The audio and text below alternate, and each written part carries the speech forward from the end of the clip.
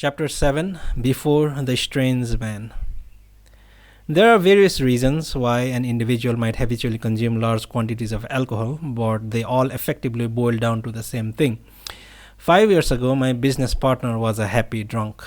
3 years later, he had become a moody drunk. And by last summer, he was fumbling at the knob of the door to alcoholism. As with most habitual drinkers, he was a nice enough, regular, if not exactly sharp, kind of guy when sober.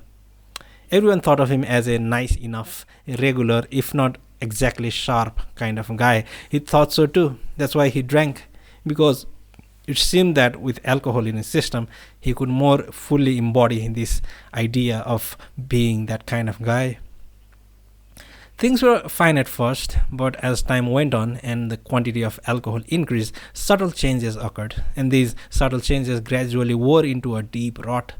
His regularity and nice enoughness got ahead of him, and excessively so, a typical case. Typically, however, people don't think of themselves as typical cases, and not exactly sharp types, even less so. The attempt to regain sight of what he had lost sent him wandering in an even thicker alcoholic fog. Still, at least for the time being, he was a regular guy until the sun went down. And since for years now, I had made a conscious effort not to meet up with him after sunset. As far as I was concerned, he was regular enough.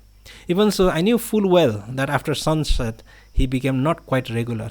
And he himself knew it too. As neither of us would ever broach the subject, we got along the same as always.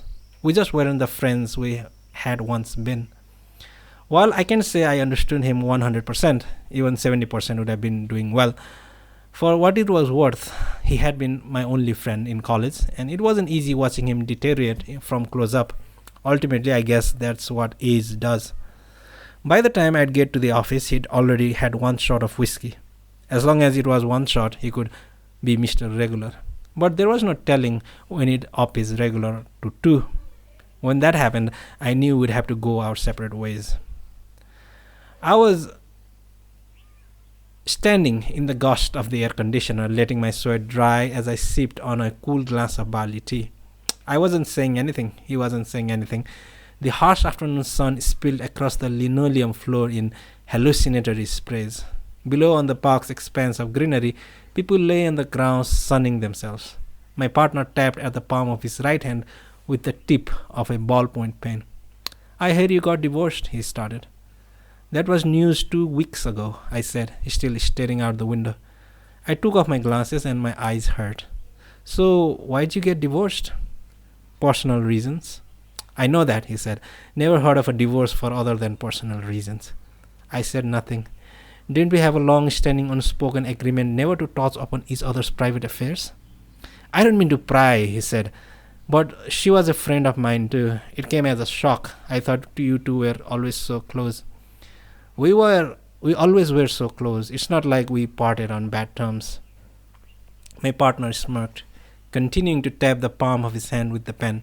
He was wearing the deep blue shirt with a black tie, hair neatly combed cologne, while I was in a t-shirt with Snoopy carrying a softboard, old Levi's that had been washed colorless, and dirty tennis shoes. To anyone else, he clearly was the regular one. "You remember when she and the two of us walked together?" "I remember very well," I said. "Those were the happy times," my partner said. I moved away from the air conditioner, walked over to the center of the room, and dropped myself down to the plush, sky blue Swedish sofa. I extracted a filter-tip Pall Mall from the special visitor's cigarette case and lit up with heavy tabletop lighter. "So," I said, "so what I'm saying is maybe we've overextended ourselves." "You talking about the ads and magazine work?" My partner nodded. Though it must have been hard for him to admit it, I weighed the lighter in my hand, turned the screw to adjust the flame, and felt sorry for him. "Okay, I know what you're trying to say," I said, returning the lighter to the table. "But remember, I wasn't the one who brought in the business. And it wasn't my idea to do this work. You walked in with it. You're the one who wanted to give it a go." "There were pressing circumstances. We had nothing." "It made money." "Sure, it made money. Let us move to a larger office and take on more staff. I got a new car, bought a condo, sent 2 kids to an expensive private school. Not bad for 30 years old, I suppose." "You earned it. Nothing to be ashamed of." Who's ashamed? Said my partner, retrieving the ballpoint pen that had flown across his desk and taking another few pokes at the middle of his palm. But it doesn't seem real. There we were, the two of us with nothing but debts, trying to scrounge off translation work, passing out handbills down by the station. What's to stop us from passing out handbills now if we wanted? My partner looked up at me. Hey, I'm not joking. Neither am I. A silence flew between us. A lot of things have changed, my partner said. The pace of our lives, our thinking, above all, we don't even know ourselves how much we really make. A tax accountant comes in and does all that awful paperwork, with exemptions and depreciations and write-offs and whatnot. The same as everywhere else. I know, that's what we've got to do and that's what we're doing. But it was more fun in the old days. For lo, the shadows of a goal untold do grow about our days many, many fold. Lines from a poem suddenly popped out of my mouth. How's that again? Nothing, sorry.